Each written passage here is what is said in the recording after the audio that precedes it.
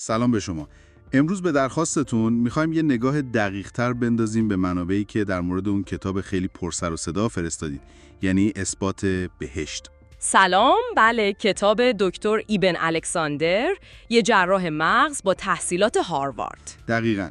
و نکته جالبش اینه که بفهمیم چرا داستان این آدم که خب دیدگاهش کاملا مادی‌گرا بوده اینقدر بحث‌انگیز شده. داستانش مهمه. آره، نکته کلیدی همینه، یعنی پیش زمینه علمیش. دکتر الکساندر قبل از تجربهش تو سال 2008 خب کاملا معتقد بود که آگاهی فقط محصول فعل و انفعالات و مغزه. یعنی مغز خاموش بشه، آگاهی هم تمومه. دقیقاً. میگفت وقتی مغز میمیره، آگاهی هم از بین میره. 100% به این دیدگاه پایبند بود. واسه همین داستانش اینقدر قابل توجهه. بله، خب بعد یهو یه اتفاقی میفته که همه اینا رو میبره زیر سوال. آره دیگه. یه نوع مننژیت باکتریایی خیلی خیلی نادر میگیره و 7 روز میره تو کما. 7 روز کامل. و نکته حیاتی از نظر پزشکی که خیلی روش تاکید میشه اینه که قشر مغزش، یعنی همون بخشی که فکر میکنه و حس میکنه و اینا، کاملا غیر فعال بوده. بله، یعنی علمی بخوایم نگاه کنیم تو اون وضعیت اصلا نباید بتونه تجربه آگاهانه‌ای داشته باشه. غیر ممکنه. قاعدتاً غیر ممکنه. درسته. و دقیقاً همینجاست که داستان شگفت‌انگیز میشه. با اینکه مغزش به اصطلاح آفلاین بوده، دکتر الکساندر میگه که یه تجربه نزدیک به مرگ یا NDE داشته. NDE. آره. یه تجربه خیلی واضح، خیلی پیچیده و چند لایه. حالا واسه دوستانی که شاید کمتر آشنا باشن، NDE همون تجربه های عمیقیه که آدما نزدیک مرگ گزارش میکنن. مثل حس خروج از بدن و دیدن نور و اینها. آره، حس آرامش فوق‌العاده و اینا. ولی تجربه الکساندر انگار خیلی، یعنی به شکل غیر معمولی غنی و با جزئیات بوده. خب بیاین یکم بریم تو عمق خود این تجربه. چی دیده، چی شنیده؟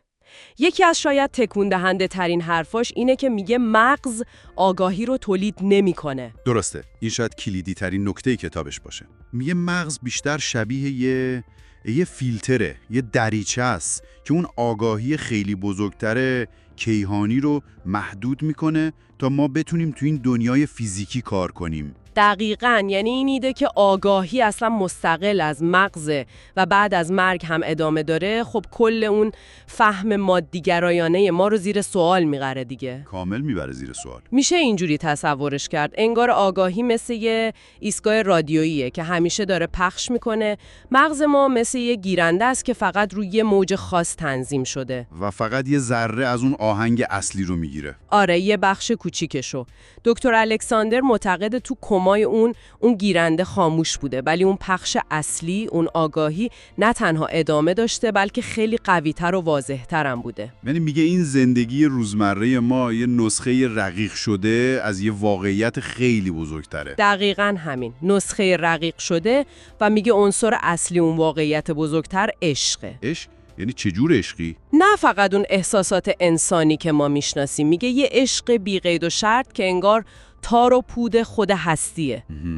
یعنی اساس وجود؟ بله، عشق به عنوان نیروی مرکزی، نیروی سازمان دهنده جهان، از یه حس وحدت و پیوستگی عمیق همه چیزم خیلی حرف میزنه. آها، اون تشبیه فرش ایرانی رو به کار میبره، درسته؟ آره، تشبیه خیلی قشنگیه. میگه این پیوستگی مثل نقش و نگارهای درم تنیده یه فرش ایرانیه. هر نخی به کل نقش وصله. خیلی جالبه.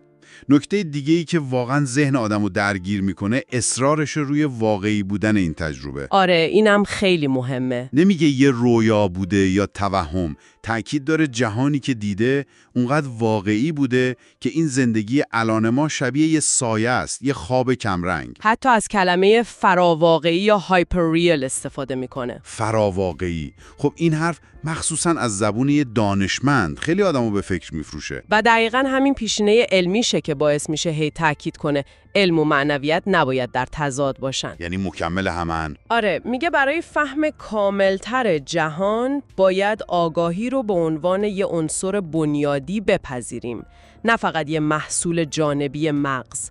میخواد که مرزهای علم گسترش پیدا کنه و این تجربیات رو هم در بر بگیره. خب طبیعتاً این کتاب و این داستان واکنش‌های خیلی متفاوتی داشته. خیلی‌ها گفتن خیلی الهام بخشه، آرامش بخشه. مخصوصا که یه آدم با اعتبار علمی داره تعریفش میکنه. درسته. خب خیلی دنبال همچین تأییدی از سمت علم بودن شاید. ولی از اون طرف منتقدای جدی هم داره دیگه. بله حتما. بعضی از دانشمندای علوم اعصاب میگن خب حتی اگه قشر مغز غیر فعال باشه ممکنه فعالیت‌هایی تو ساختارهای عمیق‌تر مغز، مثلا ساقه مغز، اتفاق بیفته. یا مثلا فعل و انفعالات شیمیایی خاصی موقع استرس شدید. دقیقاً. ممکنه اینا بتونن توهمات یا تجربیات پیچیده ایجاد کنن. یعنی میگن این روایت هر چقدر تکون دهنده باشه آخرش یه گزارش شخصی ذهنیه و نمیتونه یه اثبات علمی برای بهشت یا بقای آگاهی باشه. آره، به عنوان اثبات قطعی نمیشه در نظر گرفتش از دید منتقدا. پس خب در نهایت چه توضیحات علمی بیشتری تو آینده پیدا بشه یا نه، داستان دکتر الکساندر شما رو، یعنی شنونده رو، دعوت میکنه که در مورد یه سری سوالای خیلی اساسی فکر کنید. آره، سوالایی مثل این که آگاهی واقعاً چیه؟ رابطه ذهن و مغز چجوریه؟ مرگ تهش یعنی چی؟ دقیقاً. و پیام اصلی که از این منابع میشه گرفت، فارغ از این که قبولش داشته باشیم یا نه، همون تأکید روی اهمیت عشق، پیوستگی و اینکه شاید لازم باشه تو اون دیدگاه صرفاً مادی‌گرایانمون یه بازنگری بکنیم. یه چالش فکری جدیه واقعاً. بله. و خب سوالی که برای شما میمونه تا شاید یکم بهش فکر کنید اینه: دکتر الکساندر یه اشاره میکنه که انگار این زندگی زمینی ما یه جور فراموشی هویت واقعیمون و اون اتصال عمیق‌ترمون به منبع هستی. آره، یه جور پرده فراموشی. حالا اگه این ایده حتی یه ذره‌اش درست باشه، به یاد آوردن برای شما شخصاً چه معنایی میتونه داشته باشه؟